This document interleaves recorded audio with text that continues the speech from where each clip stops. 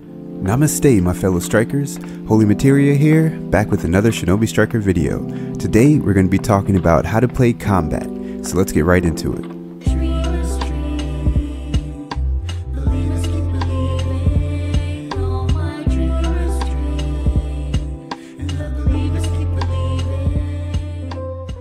Okay, so I saved this one for last because combat is probably the most self-explanatory game mode, so this will be more like some tips than really like how to play or like exactly what to do, because basically you just want to get kills and don't die. But the not dying part is more important than most people kind of think about it as when they're playing, but we'll get back into that later.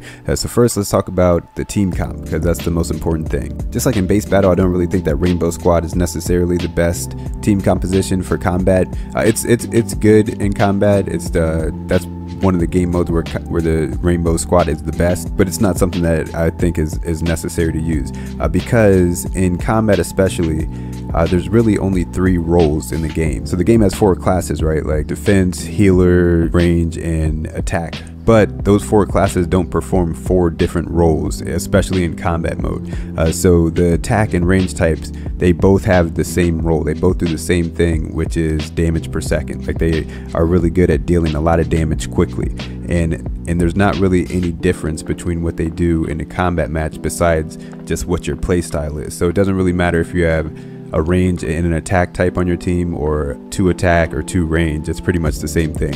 It just depends on what your play style is. Like some people or some clans might have like a specific task for the range type and a different task for the attack type on their team, like within their system, the way they play. But as a general thing, they are both doing the same thing. They're both fulfilling the same role, which is to do a lot of damage quickly, like to do damage in a way that can't be out healed. So in combat, the single most important class is the healer. So you never want to go into a combat match without a healer on your team. I know a lot of people don't like to play healer. It might be changing a little bit now since the Naruto DLC, but healer is like the class that people like to play the least usually. But for anybody who like is playing the game and they're trying to get better and be a good player, like a good general player, you should at least be able to play as a healer. Like whatever your main class is, you can get good at that, but then also know how to heal in case you don't have a healer on your team, because especially in combat, the healer is so vital that if you're in an even match and your other team has a healer and you don't, you're most likely going to lose almost every time. You even might lose to teams that are worse than you if they have a healer and you don't, because what'll happen usually is that the match will start off in your favor because you have so much damage on your team, and then but as the match goes on, the healing is gonna, when your teammates aren't getting healed, you guys would just start falling off, dropping off like flies, and the other team would just have a decisive advantage on you. So the healer is the most important role, and then the DPS is next. So you should have at least 2 DPS on your team, whether they're attack and range, or two attack or 2 range, it doesn't matter. Just 2 damage classes or 2 damage roles on your team. And then the defense type is probably the least important in combat mode.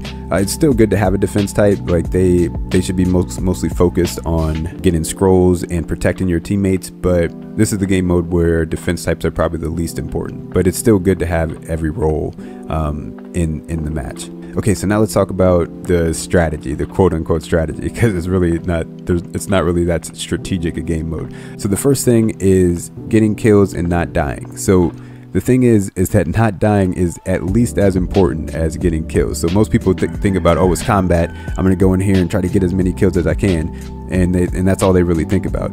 But like having a match where it's like, where you're like 6-4 or even like 7-4 or something like that, it's not a good match, because even if you win that match, that means your teammates had to do a lot of work to make sure they didn't die because you had so many deaths on the team.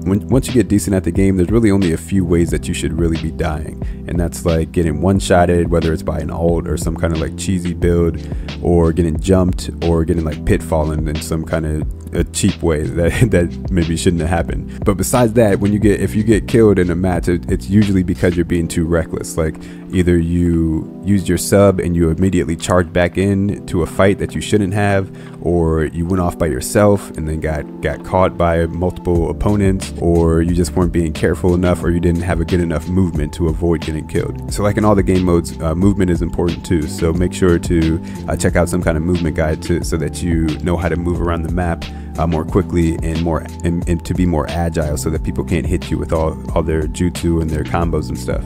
Blocking is also very important. Just in general, like just don't forget to block when you're fighting people, or when people are fighting you. That's just a general tip. So yeah, so get kills, but also do everything you can to not get yourself killed.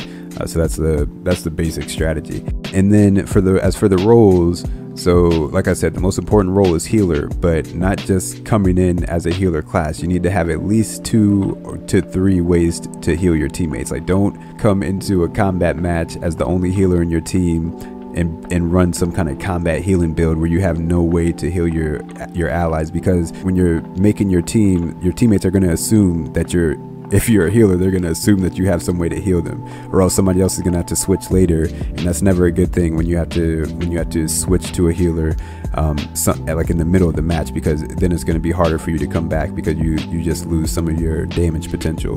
So it's really hard to make a comeback if you have to switch to healer after like the initial fighting. So healers should run at least 2 or 3 things, like 2 ninjutsu that can heal, or ninjutsu and an ult, or the ceiling tag and ninjutsu.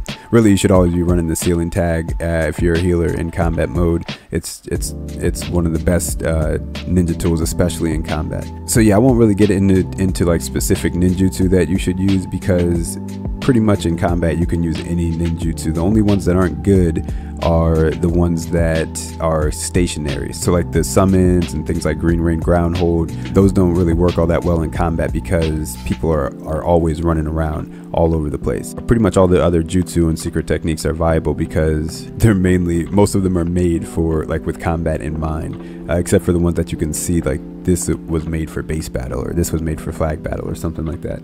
But yeah, most of the jutsu are good, like cellular extraction. Sleep is still good. The new Naruto DLC ult is nice, even though it takes a long time. So yeah. But yeah, you can get creative with your builds. There's not like specific builds that you should definitely run in combat for any of the classes. You can be creative, but just make sure you can heal your teammates. So for the DPS classes, just like I was saying, it's mostly about doing damage quickly and also not getting yourself killed. So your job is to get kills and to put enough pressure on a single target that the healer on the other team is not able to out heal the damage that you're doing. Usually you want to go after the squishy classes first, like range or attack, or if the healer is too good and they're just out healing your damage all the time, then go after the healer and then clean up after you finish off the healer. And then for the defense class, they should be focusing on getting the scrolls and protecting their teammates. So if they see somebody getting jumped, or use some kind of ninjutsu that can protect teammates, like flame formation or something like that. And yeah, that's pretty much what defense types are doing in a combat match. But a big thing is that it's very important to stay together. So since the defense type is going to be the one focused on rotating to the scrolls, you want to make sure the rest of the team wants to make sure that they are trying to stay around the defense type, so that when you guys rotate, you all go together. Because the easiest way to get killed in a combat match is to get left by yourself. So if you get separated, like that's the big reason that the Gamabunta scroll is so good, because not that it does so much damage or like KOs people so much, it's more that it works to split the team up, and then once people are separated, it's easy for the other team to jump them. So try to make sure you stay together as much as you can, because that's the biggest thing. That's the biggest thing that separates like a clan or like a 4-stack compared to a random squad, is because the randoms are just running all over the place, and the 4-stack, they're always organized and they're always focused on a single target. So with the communication, it's easier for them to focus, but even without the communication, you can still stay together and you have a much higher chance of winning, because even if somebody gets jumped, everybody else will see that and they can go to save that person that's getting jumped. So yeah, sticking together is probably like the biggest thing in combat mode. So yeah, that's pretty much it for combat. If you want more specifics, you can check out my class guides and then like go to the section where it talks about combat. There, like I have builds and stuff in there and like more advice for each class. But combat mode is pretty self-explanatory. I just wanted to give a few tips, like some advice. So yeah, that's pretty much it for this one. So I hope this was helpful, even though it wasn't all that in-depth. But yeah, I hope it was helpful. I'll see you guys in the next one. Everybody stay safe out there. Peace and love.